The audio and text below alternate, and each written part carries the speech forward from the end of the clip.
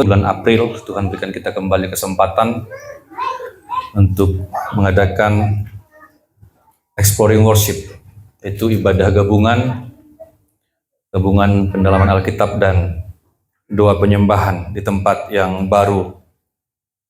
Kita telah melewati 3 bulan, itu Januari sampai Maret tahun 2024, karena kita kemarin sibuk dengan hal-hal yang bersifat fisik, dan baru kali ini kita boleh kembali mengadakan ibadah ini untuk tahun ini.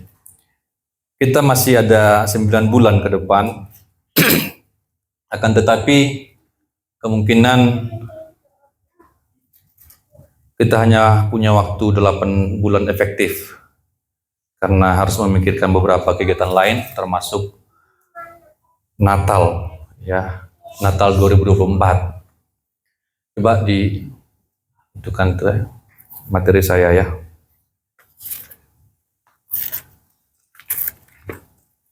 Jadi ada 8 bulan Bapak Ibu Saudara yang dapat kita gunakan untuk belajar. Saya hitung-hitung dalam kalender ya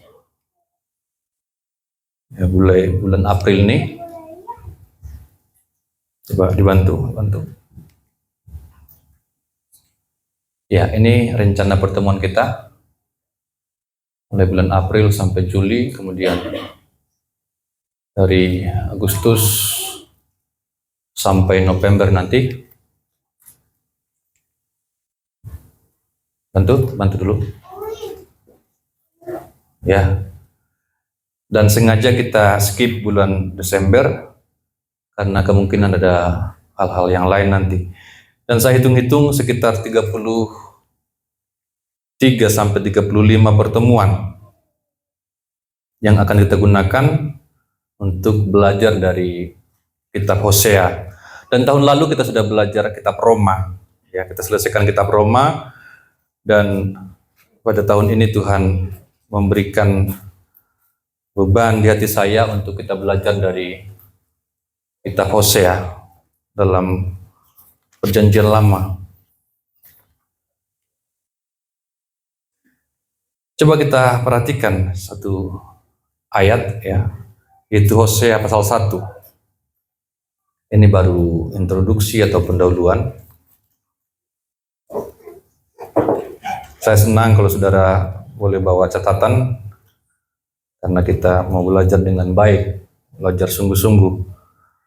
Kitab Hosea pasal 1 ayat 1, kita bacakan bersama-sama satu ayat aja untuk mengawali Exploring Worship tahun ini. Hosea pasal 1 ayat 1, kita baca bersama-sama. 1, 2, 3. Firman Tuhan yang datang kepada Hosea bin Beri pada zaman Usia, Yotam, Ahaz, dan Hizkia, raja-raja Yehuda, dan pada zaman Yerobeam bin Yoas, raja Israel. Iya, kita akan belajar pada malam hari ini mengenai profil Hosea. Kitab ini diawali dengan memperkenalkan siapa itu Hosea, yang merupakan penulis dari kitab ini, dan sekalian nama kitab ini adalah namanya sendiri, yaitu Hosea. Ya, kita akan belajar pada malam hari ini ada 3 poin yang akan saya bagikan untuk mendahului perjumpaan kita. Itu pertama, dikatakan firman Tuhan. Firman Tuhan datang ya kepada Hosea. Firman Tuhan datang. Ini sesuatu yang sangat penting bagi seorang penyampai firman Tuhan. Penting sekali bagi seorang penyampai firman Tuhan itu adalah dia bisa menerima firman Tuhan, atau firman Tuhan datang kepada dia. Setiap orang yang merupakan hamba Tuhan, penyampai firman Tuhan, dia harus memperoleh firman Tuhan. Ya. Ada 2 hal di sini. Mengapa demikian? Karena firman Tuhan adalah dasar kredibilitas dari seorang hamba Tuhan. Firman Tuhan adalah dasar kredibilitas seorang hamba Tuhan. Kredibilitas artinya perihal dapat dipercaya. Seorang hamba Tuhan bisa dipercaya jika dia benar-benar mendapat firman Tuhan. Jika dia benar-benar menerima firman Tuhan dan mengerti firman Tuhan dengan baik. Jadi kredibilitas hamba Tuhan itu bergantung pada firman Tuhan yang dia terima dari Tuhan. Kemudian yang kedua, firman Tuhan adalah dasar otoritas dari seorang hamba Tuhan. Tanpa firman Tuhan, sebenarnya hamba Tuhan tidak punya otoritas, tidak punya wibawa. Kami ini tidak punya wibawa. Kami sama saja dengan saudara, kami sama saja dengan jemaat, kecuali kami menyampaikan firman Tuhan. Tetapi ketika kami menyampaikan firman Tuhan, maka ada otoritas. Bukan otoritas pada hamba Tuhan, tetapi ada otoritas pada firman Tuhan itu sendiri. Ya. Firman Tuhan merupakan dasar otoritas atau wibawa seorang hamba Tuhan. Nah, kebenaran firman Tuhan ini merupakan satu-satunya parameter atau indikator bahwa seseorang itu adalah hamba Tuhan. Seorang hamba Tuhan adalah seorang yang menerima firman Tuhan. Seorang hamba Tuhan adalah seorang yang menyampaikan firman Tuhan. Seorang hamba Tuhan adalah seorang menjadi juru bicara dari Tuhan. Paulus katakan, seakan-akan Tuhan berbicara kepada kamu melalui kami sebagai rasul. Jadi kredibilitas, integritas, dan otoritas seorang hamba Tuhan bergantung pada firman Tuhan yang dia terima, yang dia pahami, dan yang dia sampaikan. Hamba palsu akan menggunakan nama Tuhan. Hamba palsu akan menggunakan firman Tuhan, bahkan memalsukan firman Tuhan untuk kepentingannya sendiri. Tetapi setiap hamba Tuhan yang sejati, di dalam hatinya hanya satu, supaya umat itu mengerti apa yang Tuhan mau, dan supaya jemaat mengerti kemana Tuhan bawa. Jadi bukan untuk kepentingan kami, bukan untuk urusan kami pribadi, tetapi kami memang dipanggil oleh Tuhan untuk membawa sidang jemaat mengerti kehendak Tuhan dan hidup dalam kebenaran firman Tuhan. Dan itu adalah sukacita seorang hamba Tuhan ketika hamba Tuhan itu melihat sidang jemaat setia hidup di dalam kebenaran firman Tuhan. Itu dikatakan oleh Yohanes juga. Sukacitaku adalah ketika melihat anak-anakku hidup dalam kebenaran. Ya. Bukan yang lain-lain. Ketika kami melihat sidang jemaat setia mengikut Tuhan, setia dengan firman Tuhan, setia melayani Tuhan, itu adalah sukacita kami. Mungkin hanya satu jemaat yang setia, itu bagi kami cukup. Bapak Gembala selalu sampaikan, bahkan sepotong pun, kalau ada sepotong jemaat, itu harus kita layani. Tentu semua hamba Tuhan mau rame, semua gembala mau jemaat datang semua, setia semua. Tetapi faktanya tidak demikian. Faktanya tidak demikian. Banyak yang membelot, banyak yang memberontak, banyak yang mencibir hamba Tuhan. Tetapi kami sangat bersuka cita ketika kami menemukan ada satu jemaat pun bisa bertumbuh dalam kebenaran firman Tuhan. Satu jemaat saja yang kami lihat setia, itu membawa sukacita. Ya, tidak mudah Bapak Ibu untuk melayani Tuhan. Tidak mudah menjadi hamba Tuhan. Tidak mudah untuk menjadi gembala. Ada banyak beban, ada banyak tangisan, ada banyak air mata. Dan sukacita kami adalah ketika kami melihat saudara bertumbuh, semakin beriman, semakin mengasihi Tuhan, semakin setia kepada Tuhan. Ya. Jadi tidak ada yang lain, hanya firman Tuhan yang merupakan dasar dari kredibilitas kami. Kalau untuk hal ini kami bersedia, saya pribadi dan Bapak Gembala bersedia untuk ditegur. Kalau kami menyimpang dari firman Tuhan, ketika yang kami sampaikan bukan firman Tuhan, Bapak Ibu Saudara punya tugas, punya hak untuk menegur kami. Tetapi selama yang kami sampaikan firman Tuhan, maka itu merupakan otoritas yang dari Tuhan sendiri. Ya. Karena bukan hanya saudara, firman Tuhan itu adalah pedang bermata dua. Firman Tuhan juga untuk kami. Makanya dalam pengumuman dibuat, sidang jemaat diminta hadir supaya digembalakan oleh firman Tuhan. Kami pun digembalakan oleh firman Tuhan. Kami pun harus belajar tunduk kepada Gembala Agung itu, yaitu Yesus Kristus. Ya. Hamba palsu akan memutarbalikkan firman Tuhan. Itu sebabnya dalam kitab Injil dikatakan ada banyak yang berseru-seru kepada Tuhan di akhir zaman. Bukankah kami mengadakan mujizat demi namamu, melakukan ini dan itu demi namamu? Tetapi Yesus katakan, engkau adalah hamba-hamba yang jahat. Sekali-sekali saya tidak pernah mengenal engkau. Artinya hamba-hamba Tuhan yang palsu, memakai nama Tuhan, melakukan banyak hal, perkara-perkara ajaib atas nama Tuhan, tetapi sebenarnya mereka palsu. Ya, mereka palsu. Ini merupakan tantangan juga bagi kami hamba Tuhan. Pada saat ini kami tidak lagi menerima firman Tuhan secara langsung. Bagaimana nabi-nabi terdahulu, mereka memang menerima firman Tuhan secara langsung. Bahkan Alkitab ini belum ada pada saat mereka menerima firman Tuhan. Seperti Musa, ya, dia penulis kitab Kejadian sampai Ulangan. Dia menerima firman Tuhan untuk disampaikan kepada bangsa Israel. Mereka belum belum memiliki Alkitab, belum memiliki kitab suci. Mereka menerima langsung firman Tuhan untuk disampaikan mengenai perkara-perkara yang terjadi pada saat itu.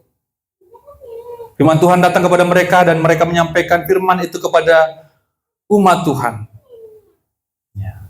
Tetapi untuk sekarang, kami sebagai hamba-hamba Tuhan tidak lagi menerima firman Tuhan secara langsung dari surga atau dari langit. Tetapi sekarang kita memiliki Alkitab, kitab suci. Tugas kami adalah bagaimana supaya kami mengerti firman ini dengan tepat, dengan akurat. Ya, sehingga tidak salah disampaikan, sidang jemaat tidak menerima sesuatu yang salah. Ya. Itu sebabnya kami tetap bergumul untuk belajar, menyelidiki firman Tuhan ini dengan baik. Seperti yang Bapak Ibu tahu, saya pun harus kembali kuliah. Ya, mengapa saya kembali kuliah? Saya ingin lebih efektif melayani saudara. Saya ingin menjadi hamba Tuhan yang lebih baik. Karena untuk mengerti firman Tuhan itu tidak mudah. Untuk mengerti firman Tuhan tidak mudah. Untuk mengerti firman Tuhan dengan baik, dengan akurat, sebagaimana yang Tuhan mau, itu tidak mudah. Ditambah lagi dengan banyaknya sekarang yang masuk ke area pelayanan. Tambah dengan media yang luar biasa. Sekarang orang bisa berkata apa saja lewat media ini. Tidak sekolah, langsung pendeta. Tidak sekolah, langsung dirikan jemaat. Saya tadi siang bicara dengan teman-teman dosen ya di kampus itu. Saya katakan saya sangat sedih, bahkan sakit hati melihat orang-orang yang sekarang ini di media, tampil di media ngomong sembarangan. Barusan kemarin ada seorang yang mengaku hamba Tuhan, ya, diwawancara di sebuah acara podcast, yaitu Login. Dia katakan bahwa keselamatan itu tidak hanya oleh Yesus Kristus. Ya. Keselamatan itu tidak hanya di dalam Yesus. Kalau orang baik, dia akan selamat. Dan dia memiliki logika yang sesuka-sukanya. Mengatakan, masa karena tidak percaya kepada Yesus, terus Yesus buang ke neraka? Ya, itu pemikirannya sendiri. Itu yang digandrungi orang-orang saat ini. Ya, itu yang didengarkan orang-orang pada saat ini. Dia begitu luar biasa, fasih lidah. Tetapi pemahamannya mengenai Alkitab sangat jauh dari kebenaran. Dia katakan tidak perlu harus percaya Yesus untuk selamat, untuk masuk surga. Masa orang sebaik beliau, seterhormat beliau tidak masuk surga hanya karena tidak percaya kepada Yesus? Ya, perhatikan Bapak Ibu Saudara. Ya. Kalau memang ada jalan lain untuk bisa selamat, maka Yesus tidak perlu turun. Maka Yesus tidak perlu tersalib. Kalau memang ada manusia yang bisa masuk surga, yang bisa selamat tanpa Yesus, maka Yesus tidak perlu turun capek-capek. Dan Yesus katakan, aku adalah jalan, kebenaran, dan hidup. Tidak ada satu orang pun yang sampai kepada Bapa kalau tidak melalui aku. Itu firman Tuhan, amin. Ya. Tapi dia berani mengatakan tidak perlu, tidak harus melalui Yesus. Cukup berbuat baik, manusia selamat. Tidak, Bapak Ibu. Perbuatan baik kita itu seperti kain kotor di mata Tuhan. Kecuali kita percaya kepada Yesus. Hanya Yesus yang menyucikan kita. Sehingga ketika kita percaya kepada Yesus, maka Bapa melihat kita seperti melihat anaknya Yesus. Karena kita sudah menjadi satu dengan Kristus. Sehingga dosa-dosa kita yang begitu luar biasa banyaknya itu disucikan oleh darah Yesus. Ini pengajaran-pengajaran saat ini, aduh, luar biasa. Saya menangis melihat itu. Ya. Tetapi sekali lagi, kalau tidak sesuai dengan Alkitab, tidak sesuai dengan firman Tuhan, maka sebenarnya seseorang tidak punya otoritas, tidak punya kredibilitas untuk bicara hal-hal yang rohani. Ya, kita melihat di sini, ini yang pertama kali disebutkan, firman Tuhan datang. Itu yang membuat Hosea memiliki kredibilitas untuk menjadi seorang hamba. Dan kita akan melihat nanti, menelusuri sepanjang tahun ini, apa yang dikatakan oleh Tuhan melalui Nabi Hosea. Dia sebagai penyampai firman Tuhan. Karena memang firman Tuhan datang kepada dia. Bagi kami saat ini, kami penyampai firman Tuhan, jika kami memberikan pemahaman yang tepat kepada saudara, sesuai dengan apa yang dimaksudkan oleh kitab suci. Saat ini juga salah satu hal yang membuat kegelisahan, sesuatu yang menggelisahkan adalah mengenai matinya kepakaran. Ya, ini pun sangat menyedihkan saya. Karena begitu gampangnya orang sekarang untuk mendengarkan apapun, ya, terutama hal-hal yang rohani. Tentang hal-hal yang rohani, dia bisa buka ini, buka itu, dengarkan ini, dengarkan itu. Saya melihat gejala itu mulai dari masa COVID kemarin, ya. Ya, orang buka semua, orang bicara apa saja di sana suka-sukanya. Sehingga kepakaran itu sudah tidak dianggap lagi. Semestinya seseorang yang bisa ditanya adalah yang ahli di bidang itu. Kalau kita pergi ke dokter, kemudian kita menyampaikan keluhan kita, dan kita dicek, ya, penyakitmu ini. Ternyata penyakit kita adalah penyakit dalam. Penyakit dalam penyakit apa? Ya, misalkan penyakit jantung, maka kita akan dirujuk nanti ke dokter jantung. Ya. Spesial, spesifik. Kalau penyakit kita di bagian yang lain, maka akan dirujuk kepada dokter yang spesial. Spesialis di bidang itu, pakar di bidang itu. Tidak sembarangan. Ya. Itu kepakaran. Tetapi saat ini semakin tergerus oleh karena media. Orang bisa mengatakan apa saja, apalagi menarik, ya, apalagi lucu, ya. Saya juga ngobrol banyak dengan Bapak Gembala. Manusia saat ini hanya mencari yang menarik. Kita setiap hari, ya, di handphone itu cari yang menarik, cari yang lucu, ya. Lucu 3 detik, ya, ganti lagi, lucu lagi, ganti lagi. Ya, itu aja terus ketawa-ketawa sambil ketawa sendiri, ya. Itu aja sekarang, ya. Jadi orang mencari apa yang menyenangkan bagi dia. Tidak bertanya apakah dia punya kualifikasi, apakah dia punya kredibilitas untuk berbicara hal ini. Bayangkan Bapak Ibu, ya, betapa tidak sedih, ya. Kami ini loh, ya, di bidang pelayanan ini, saya S1 4 tahun, ya, S2 hampir 3 tahun, kemudian S3 lagi nanti hampir 3 tahun, untuk mendalami Alkitab ini. Ya, bayangkan berapa tahun? 4 tambah 3 tambah 3. Berapa itu? 10 tahun. 10 tahun kami belajar. Ya.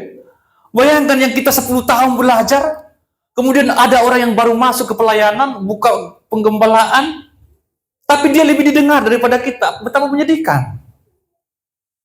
Iya. Itu seperti yang saya sampaikan tadi. Ya, yang ngomong di podcast itu. Tentang keselamatan aja pun tidak beres. Tapi itu yang didengarkan orang. Dia yang viral, dia yang di mana-mana bicara. Ya, karena wajahnya lebih cakap, penampilannya lebih menarik, lebih lucu, segala macam. Tetapi kontennya, ya, sangat jauh dari kebenaran. 10 tahun kita belajar, sampai sekarang pun masih belajar. Ya. Tetapi orang tidak mau dengar. Ketimbang orang tidak belajar langsung masuk, didengarkan, digandrungin, diikutin. Ya, aduh. Itu menyedihkan sekali. Itu yang terjadi pada saat ini, Bapak Ibu. Maka kita ambil waktu kembali untuk belajar sungguh-sungguh. Sehingga kita tidak terseret dengan apa yang terjadi pada saat ini. Kita harus sungguh-sungguh benar-benar mengerti firman Tuhan. Amin. Ya. Maka datanglah dengan semangat bahwa saya belum mengerti banyak. Ya. Itu sikap belajar yang benar. Semakin saya belajar, Bapak Ibu Saudara, saya semakin sadar bahwa ternyata yang saya tahu belum seberapa. Itu yang saya alami, itu yang saya sadari. Semakin saya belajar, saya semakin sadar bahwa ternyata yang saya tahu belum seberapa. Sehingga masih belajar lagi. Itu juga sesuai dengan apa yang Tuhan katakan, apa yang Yesus katakan. Ya. Kita itu harus lapar dan haus akan kebenaran. Ini sebuah sikap. Artinya kita masih mau mendengarkan, masih mau belajar firman Tuhan, masih mau haus akan firman Tuhan. Dengan cara itulah kita tetap setia. Kalau kita datang dengan pikiran, dengan hati yang berkata saya sudah tahu semua, ya maka tidak ada semangat untuk belajar lagi. Namanya sudah tahu, namanya sudah kenyang, gimana mau makan lagi? Namanya sudah puas, gimana mau minum lagi? Tapi kalau kita datang dengan hati yang lapar, dengan jiwa yang haus, ya, maka kita akan bersemangat untuk kembali menyelidiki firman Tuhan, untuk kembali belajar dengan sungguh-sungguh. Firman Tuhan datang. Firman Tuhan harus kita mengerti dengan baik, dimulai dari penyampai firman Tuhan. Yang kedua, kita melihat pribadi Hosea di sini. Ya. Di sini juga disebutkan pribadi Hosea. Hosea ini adalah seorang nabi. Kita belajar sedikit apa artinya nabi. Ya. Nabi adalah seorang yang mengutarakan kebenaran Allah kepada orang lain. Kata nabi berasal dari bahasa Ibrani navi, ya, yang diterjemahkan sebagai juru bicara. Jadi nabi ini adalah juru bicara Allah. Allah tidak kelihatan, Allah jauh, tetapi ketika Allah menyampaikan firman Tuhan, dia menyampaikan itu melalui nabi. Jadi nabi di sini adalah juru bicara Allah. Kata ini diambil dari ekspresi Ibrani, yaitu Nif Syatain, ya, yang berarti buah dari bibir. Itu dia, ya, buah dari bibir. Para nabi juga dipanggil pelihat. Ya, kalau kita belajar dalam perjanjian lama ini, ya, kitab-kitab sebelumnya, ketika ada seseorang yang membutuhkan sesuatu untuk ke depan, untuk masa depan, maka dia cari nabi. Karena nabi ini bisa melihat, terutama untuk hal-hal yang akan datang. Makanya nabi juga disebut atau dipanggil sebagai pelihat. Ya, karena dia memiliki pemahaman rohani untuk melihat ke masa depan. Mereka memiliki kemampuan untuk melihat ke masa depan, kemampuan khusus yang diberikan oleh Tuhan kepada nabi. Ya. Tentu di sini adalah nabi yang dari Tuhan, nabi yang benar. Ya. Jadi nabi ini penting sekali dalam perjanjian lama.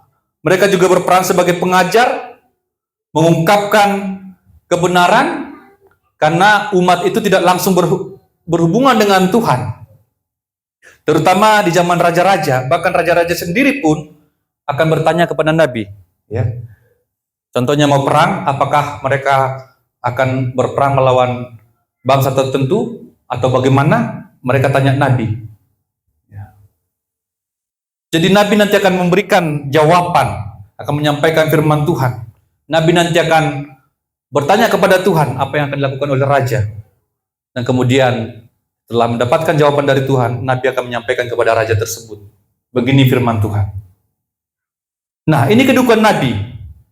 Kemudian ketika kita melihat dalam perjanjian baru juga, peran mereka sangat penting dalam mengarahkan bangsa Israel dan menetapkan gereja. Dikatakan dalam perjanjian baru, dalam Efesus 2 ayat 20, rumah tangga Allah dibangun di atas dasar para rasul dan para nabi, dengan Kristus Yesus sebagai batu penjuru. Ya, ini nabi. Hosea adalah seorang nabi. Nah, Hosea ini disebutkan sebagai bin Beri, ya, atau anak dari Beri, ya. Beri ini adalah nama ayahnya. Nama ayahnya. Dan tidak banyak yang dikatakan mengenai Hosea ini. Ya, hanya disebutkan bahwa dia adalah putra dari Beri, ya. Ayahnya Beri. Dan dia termasuk atau tergolong nabi kecil dalam perjanjian lama. Ya. Karena dalam perjanjian lama Bapak Ibu, nabi itu dikategorikan menjadi dua bagian atau dua golongan. Pertama, nabi besar atau nabi-nabi besar. Ya, contohnya Yesaya, itu nabi besar. Yeremia, itu nabi besar. Yehezkiel dan Daniel. Kemudian Hosea termasuk pada nabi-nabi kecil. Setelah Daniel, itu ada Hosea dan sampai Maliaki. Ada 12 nabi lagi. Semua ini adalah nabi-nabi kecil. Hosea, Yoel, Amos, Obadya, Yunus, Mika, Nahum, Habakuk, Zefanya, Hagai, Zakaria, Maliaki. Itu adalah golongan nabi-nabi kecil. Itu berdasarkan tulisannya, Bapak Ibu. Dikatakan kecil karena tulisannya relatif singkat. Ya.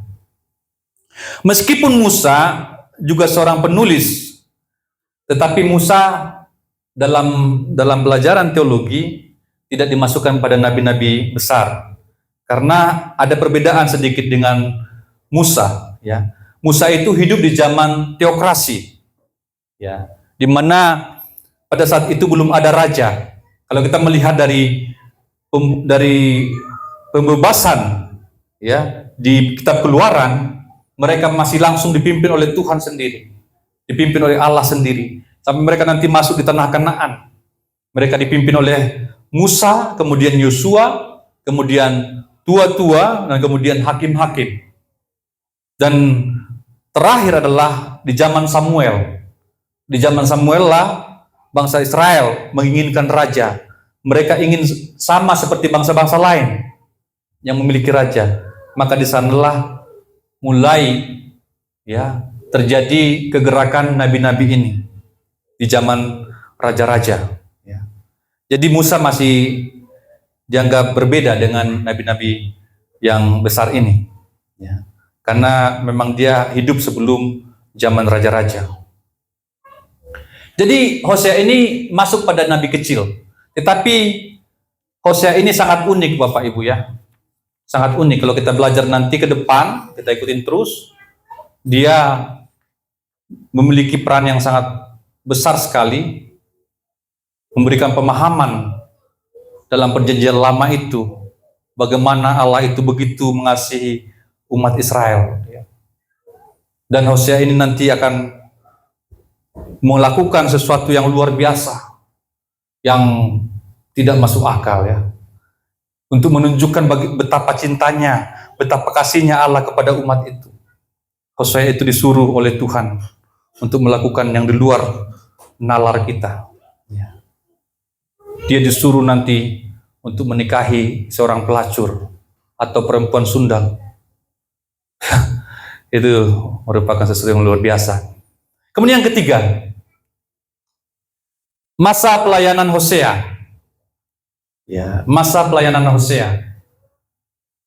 Hosea melayani selama pemerintahan Yerobeam yang kedua dari Raja Israel dan 4 Raja Yehuda, yaitu Usia, Yotam, Ahaz, dan Hizkia, sekitar tahun 755 sampai 715 sebelum Masehi. Ya. Ini dia masa pelayanan Hosea. Tolong dibantu saya, agak macam-macam di sini. Ya. Ini adalah masa yang sama dengan masa Yesaya dan Mika. Ya, sudah saya sebutkan tadi bahwa Yesaya itu adalah nabi besar dan Mika adalah nabi kecil. Saya berikan beberapa hal sebagai informasi bagi kita untuk mengingatkan. Pada zaman raja-raja yang pertama, ya, ada 3 raja Israel. Yang pertama yaitu Saul, itu raja pertama. Kemudian ada Daud, raja kedua, dan raja ketiga Israel adalah Salomo. Nah, sebenarnya kerajaan Israel hanya utuh 3 periode ini. Ya. Kerajaan Israel hanya utuh dalam 3 pemerintahan ini. Dan puncak kejayaan Israel terjadi pada rejim Salomo. Ya. Dan pada akhir hidupnya pun, pada masa tuanya Salomo pun jatuh ya karena wanita. Dia mengambil begitu banyak wanita menjadi istrinya. Ya. Dan firman Tuhan katakan bahwa hati Salomo ya condong kepada dewa-dewa palsu yang disembah oleh istri-istrinya. Hatinya condong kepada dewa-dewa palsu itu. Coba Desi, kita lihat dulu ya sedikit ya. 1 Raja-Raja 11 ya, 1 Raja-Raja 11.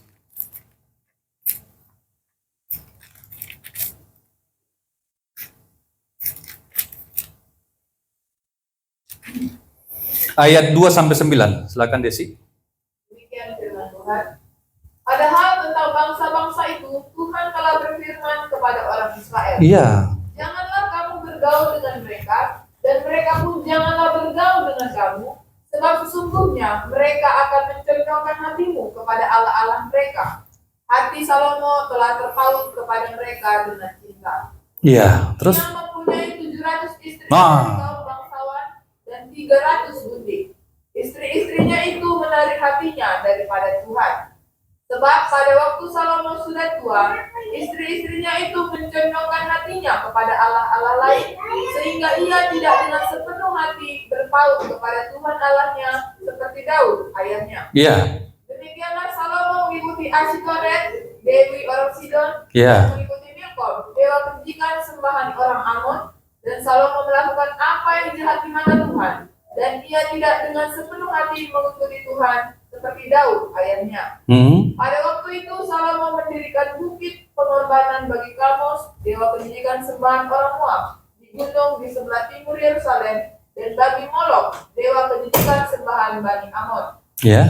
Demikian juga dilakukannya bagi semua istrinya, orang-orang asing itu yang mempersembahkan korban, ukupan, dan korban sembelihan kepada Allah-Allah mereka. Iya. Sebab itu Tuhan menunjukkan murkanya kepada Salomo, sebab hatinya telah menyimpang daripada Tuhan Allah Israel yang telah 2 kali menampakkan diri kepadanya. Iya, inilah tragisnya kerajaan Israel. Memang pada masa Salomo dikatakan Israel itu jaya. Ya, kalau kita baca sejarahnya itu emasnya banyak sekali, ya, peraknya banyak sekali. Ada banyak raja-raja yang datang kepada Salomo untuk membawa upeti, untuk membawa harta benda dari negara-negara lain, dari bangsa-bangsa lain. Tetapi di sini kita melihat bahwa Salomo adalah raja yang jatuh juga. Ya, dia mengambil terlalu banyak istri. Ya, ini pun sebenarnya istri-istri politik, ya. Untuk mengamankan sebuah bangsa, dia mengambil istri dari sana supaya dia aman, dia bisa bekerja sama dengan bangsa tersebut. Bayangkan 700 istri, 300 gundik, ya, jumlahnya 1000. Ya.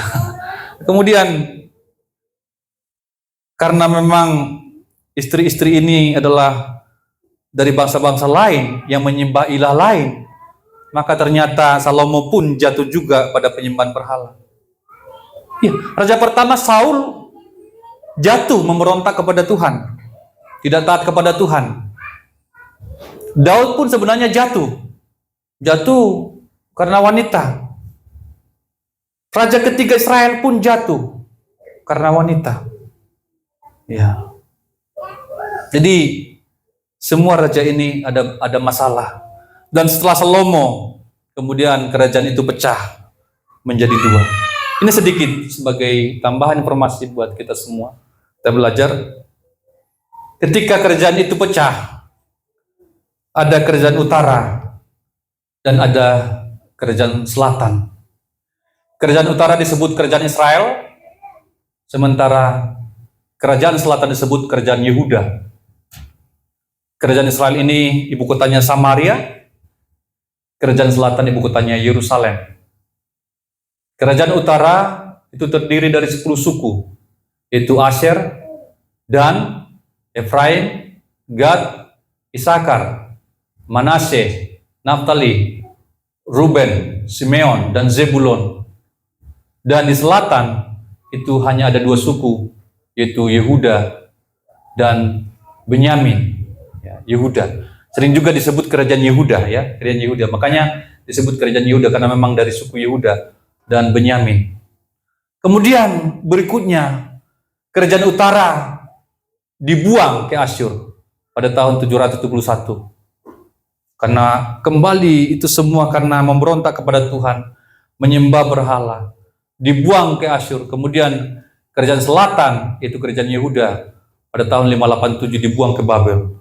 Ya, hancur, Israel hancur. Keluar dari kotanya. Kemudian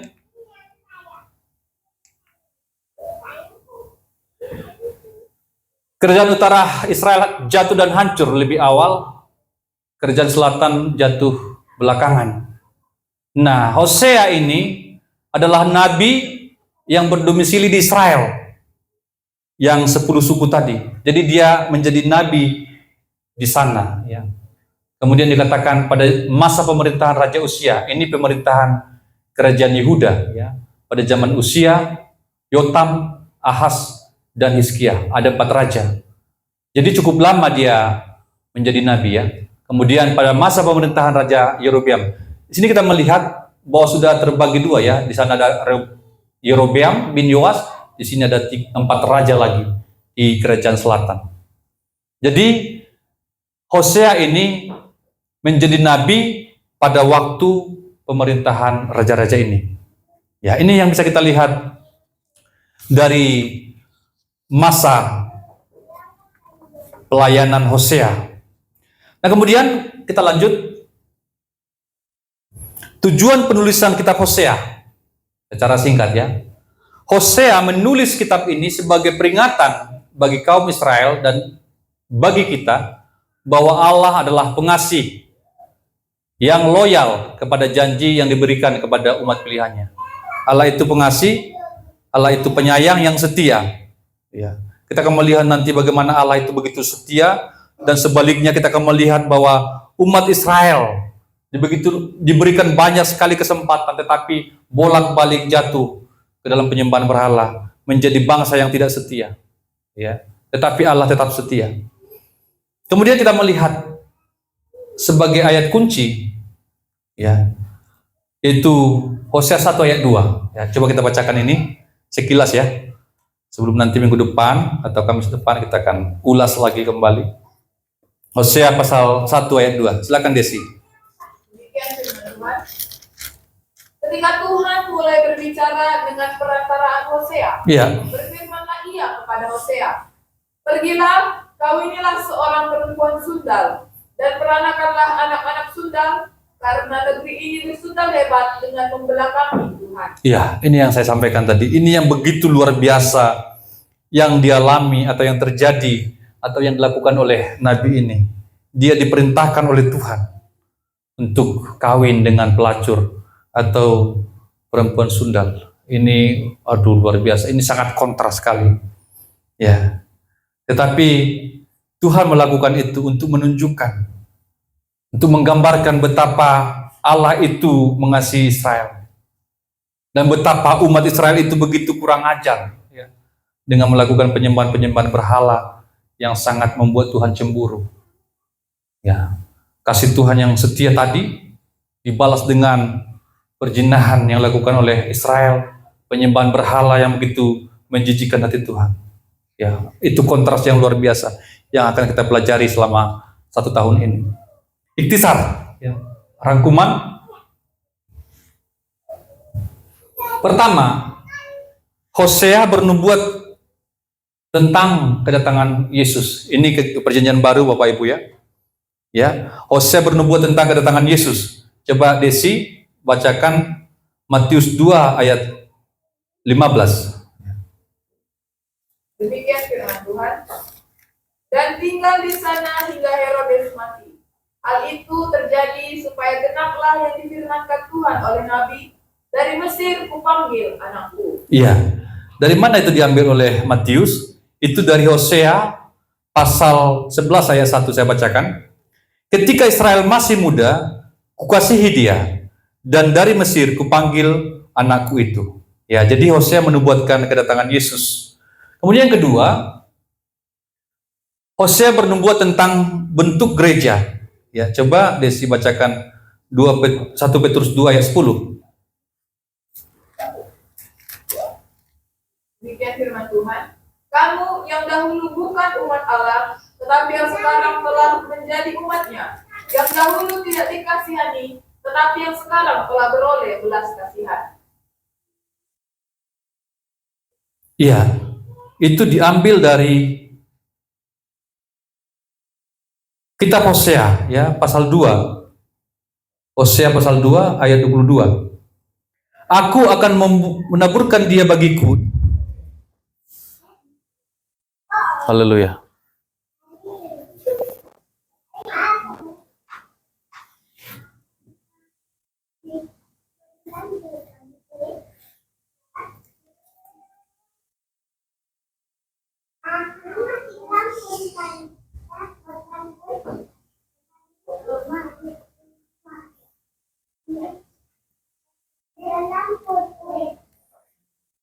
Ya.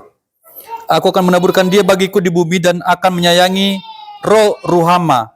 Dan aku berkata kepada Lo-ami, engkaulah umatku, dan ia akan berkata, Allahku. Ya. Kemudian yang ketiga, Hosea juga membicarakan kebangkitan Kristus. Ya, dalam surat Paulus di 1 Korintus 15 ayat 54 sampai 55. Maut telah ditelan dalam kemenangan. Hai maut, di manakah kemenanganmu? Hai maut, di manakah sengatmu? Jadi kitab Hosea ini sebagai usaha terakhir untuk menyelamatkan Israel. Israel dituduh sebagai bangsa yang berdosa, menyembah berhala, dan melakukan kejahatan dengan meninggalkan Tuhan. Mereka dipanggil untuk bertobat. Kalau tidak ada pertobatan, akan ada hukuman berat. Tetapi, kalau ada pertobatan, mereka akan dipulihkan dan sungguh menjadi umat Tuhan yang diberkati. Panggilan akhir dari Tuhan yang membawa janji keselamatan ini pun diserukan kepada umatnya melalui Nabi Hosea. Memang, bangsa Israel begitu jahat kepada Tuhan, tidak setia kepada Tuhan.